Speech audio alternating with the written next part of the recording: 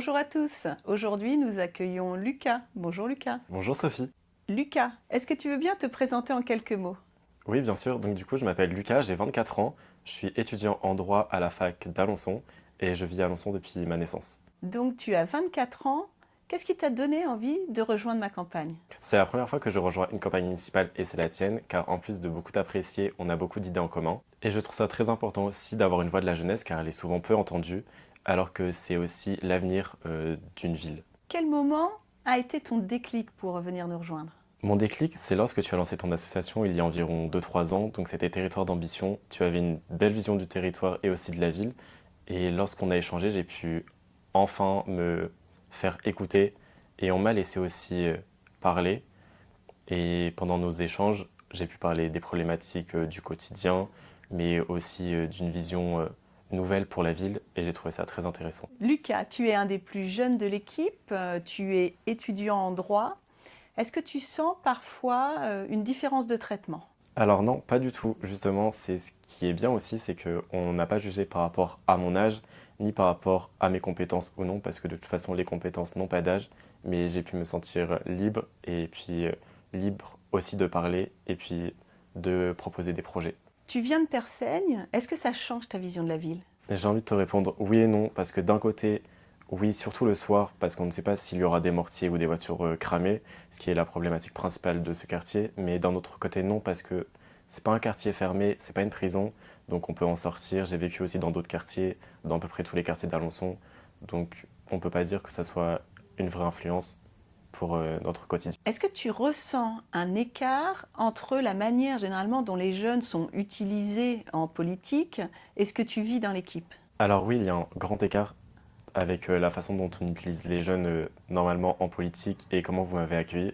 J'ai été très bien accueilli et je m'entends très bien avec différentes personnes parce qu'il y a plein d'âges dans notre équipe et je ne fais pas que du collage ni du boitage. J'en fais aussi, mais tout le monde en fait, donc c'est pas réducteur et il n'y a pas que les jeunes qui font ces tâches-là. Voilà. Comment tu vois ton rôle dans cette équipe? On a la chance d'être dans une équipe très multigénérationnelle et j'ai aussi la chance d'apporter mes idées et mes projets.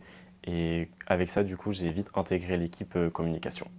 Tu viens de nous dire que tu as été intégré à l'équipe communication.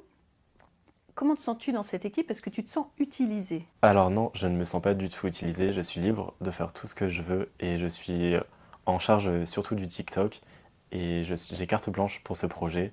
Et en plus, tout le monde me soutient et les résultats sont plus que bien parce que ça fonctionne très bien. On te donne TikTok, mais est-ce qu'on t'écoute vraiment sur les sujets de fond? Oui, on m'écoute aussi sur les sujets de fond, comme on écoute tout le monde dans nos groupes de travail, mais j'ai envie de dire que être jeune, c'est aussi avoir des idées et des convictions. Est-ce que tu penses à un moment que la différence d'âge pose problème dans l'équipe? Non, elle ne pose pas du tout problème et j'ai été super bien accueilli et maintenant on se considère presque comme une famille. Donc tu n'as pas peur qu'on t'instrumentalise un peu comme le jeune sympa qui parle bien dans l'équipe? Alors là, pas du tout, ce n'est pas du tout dans les valeurs de l'équipe.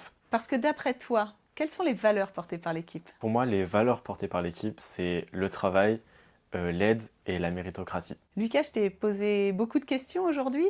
Est-ce que toi aussi, tu aurais une question à me poser? Oui, bien sûr, j'ai une question à te poser, c'est lié à la jeunesse. Dans l'équipe actuelle, ils ne parlent pas jeunesse ou alors la jeunesse s'arrête pour eux au lycée. Donc j'aimerais bien savoir quels sont les projets pour toi.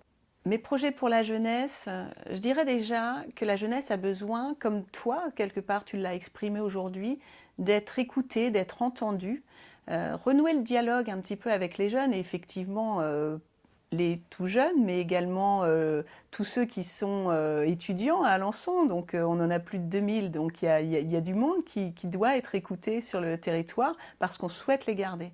Moi, je vais te répondre à cette question en mère de famille. Aujourd'hui, tu le sais, j'ai 2 enfants et je me dis demain quelle ville je souhaite construire pour qu'ils puissent grandir dans cette ville et surtout qu'ils souhaitent y rester. On a des jeunes qui peuvent répondre moi dès que je peux, je pars. Moi ça c'est ce que je veux plus. Je veux qu'à Alençon, ils voient un espoir, un avenir et qu'ils aient envie d'y construire leur famille également. Merci Lucas de cette question bien sûr, mais aussi de tous ces échanges que l'on a eus ensemble. Merci Sophie et on se retrouve pour aller coller des affiches. Il y aura plein d'autres choses à faire que coller des affiches. On se retrouve bientôt ensemble. Merci à tous.